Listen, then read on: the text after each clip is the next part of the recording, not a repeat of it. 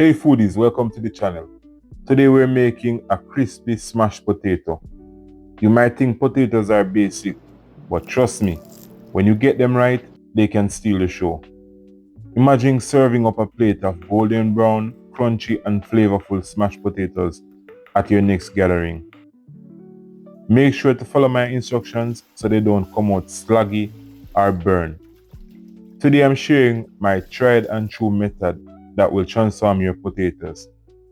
We start by adding this to our pans, and then we're going to be adding in some olive oil.